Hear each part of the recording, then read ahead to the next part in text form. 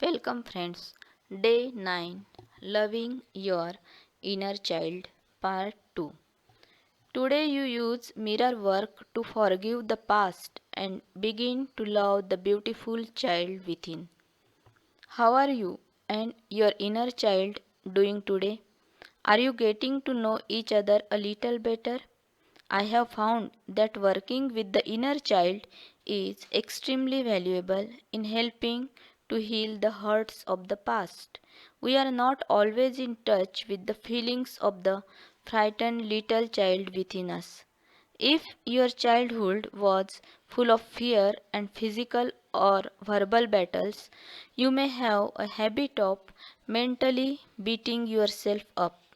When you do this, you are continuing to treat your inner child in much the same way. The child inside, however, has no place to go. Many of us have inner child who is lost and lonely and feels rejected. Perhaps the only contact we have had with our inner child for a long time is to scold and criticize it. Then we wonder why we are unhappy. We cannot reject a part of ourselves and still be in harmony within. Today, let's use our mirror work to move beyond our parents' limitations and connect with the little lost child inside. Let's forgive the past and begin to love this beautiful child within. This child needs to know that we care. Most of us have buried many feelings and hurts from the past. Learning to love your inner child is going to take time. Take all the time you need. Return to these exercises again and again. You will get there, I promise. Your inner child still carries the beliefs you develop early on. If your parents had rigid ideas and you are now very hard on yourself or you tend to build walls around you, your inner child is probably still following your parents' rules. If you continue to pick on yourself for every mistake, it must be very scary for your inner child to wake up in the morning thinking, what is my parent going to yell me about today? What our parents did to us in the past was a product of their consciousness. We are the parents now. We are using our consciousness now. If you are still refusing to take care of your inner child, you are stuck in your own resentment. Invariably, that means there is someone you still need to forgive. What resentment do you need to let go of? What haven't you forgiven yourself for? For now, visualize that you are taking your inner child by the hand and going everywhere together for a few days. See what joyous experiences you can have. This may sound silly, but please try it. It really works. Create a wonderful life for yourself and your inner child. The universe will respond, and you will find ways to heal your inner child and the adult you. No matter what your early childhood was like, happy or sad, you and only you are in the charge of your life now. You can spend your time blaming your parents, or you can embrace love. Love is the biggest eraser I know. It erases even the deepest and most painful memories because love goes deeper than anything else. Think for a moment. Do you want a life of pain or one of joy? The choice and power are always within you.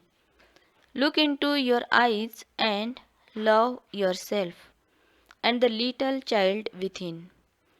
Let's affirm, I love my inner child. I am in charge of my life now. Your day 9 Mirror work exercise. Go to your bathroom mirror and look at the picture of yourself as a child that you taped to it yesterday.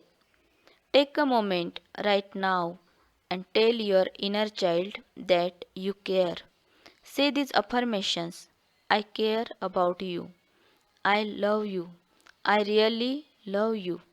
Sit in front of your mirror if you can, or sit and look into a handheld mirror. Continue the conversation with your inner child that you began yesterday. You could open with an apology, saying something like, I am sorry I haven't talked to you over the years. I am sorry I scolded you for so long. I want to make up for all the time we spent apart from each other. If you haven't talked to your inner child in 50 or 60 years, it may take some time before you feel like you are connecting, but be persistent. Eventually, you will make a connection. You may feel the child inside you. You may hear the child inside you. You may even see the child inside you. Keep your tissue box nearby. It's okay to cry while you are talking to your inner child. Tears will help you to break through and connect with the child inside you. The power is within you. Your Day 9 Journaling Exercise. 1. When you were little, what did you really like to do? Write down everything that comes to mind. When was the last time you did any of these things? Too often, the parent inside us will stop us from having fun because it's not the adult thing to do. Second, now put down your journal and go outside and play with your little child. Have fun. Do the silly things you loved to do when you were young, like jumping in a pile of leaves or running under the garden sprinkler. Watch other children at play. It will bring back memories of the games you enjoy. If you want more fun in your life, make the connection with inner child and come from that space of spontaneity. I promise that you will start having more fun. Your heart thought for day 9. I am willing to change and grow. You are willing to learn new things because you do not know it all. You are willing to drop old concepts when they no longer work for you. You are willing to see your behavior and say, I don't want to do that anymore. You know you can become more of who you are, not become a better person. That would imply that you are not good enough, which isn't true, but more of who you really are. Growing and changing is exciting, even if you have to look at some painful things within yourself in order to do so. Your Day 9 Meditation. Loving the Inner Child. Go back in time. See yourself as a little child of 5. Hold out your arms to this child and say, I am your future and I have come to love you. Embrace this child lovingly and then bring it with you to the present time. See the two of you standing at a mirror, looking at each other lovingly, and as you stand there, become aware that there are so many parts of you that are missing. Now go back in time even further to the very moment you were born. You have just come down the birth canal. It may have been a difficult trip. You feel the cold air and see the bright lights, and someone may have just smacked you. You have arrived. You are here to live a whole lifetime. Love that little tiny baby. Love that baby. Now, move forward in time to the moment when you began to walk. You would stand up and fall down, stand up and fall down, and stand up and fall down. And then suddenly you were standing and you took a step and another step and you were walking. You were so proud of yourself. Love that little child. Love that child. Then move forward in time to your first day at school. You didn't want to leave your mother, but you did. You took your first steps over the threshold of your school. You were scared, but you did it. You were doing the very best you could. Love that child. Love that child. Then remember your life around the age of 10 and everything that was going on then. It may have been wonderful. It may have been difficult. You were doing the very best you could to survive, and you made it. Love that child. Just love that child. Now go forward to the time you were entering puberty and remember all that was going on. It was exciting and scary and maybe more than you could handle, but you got through it. You did the best you could and you made it. So love that teenager.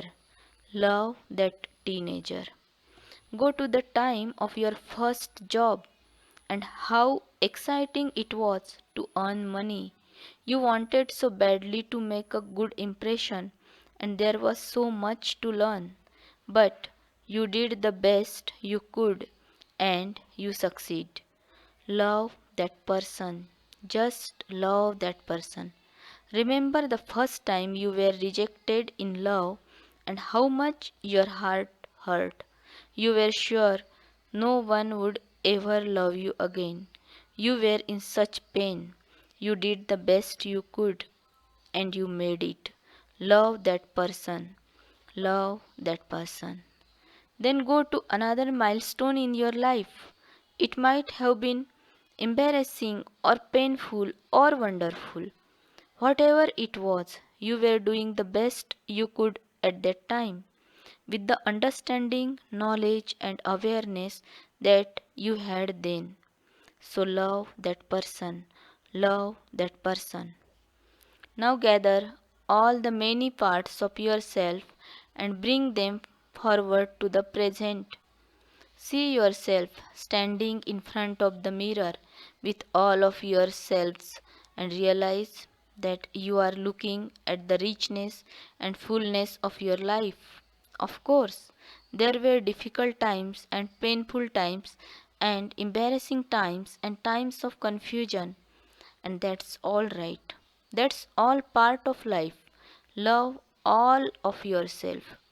Now turn around and as you look ahead, see a person standing before you with arms outstretched, saying, I am your future and I have come to love you. Life is an endless opportunity to love yourself, past, present, and future. Loving and accepting every part of yourself is healing. How can you possibly be whole or healed if you are rejecting any part of yourself? Healing is to make yourself whole again.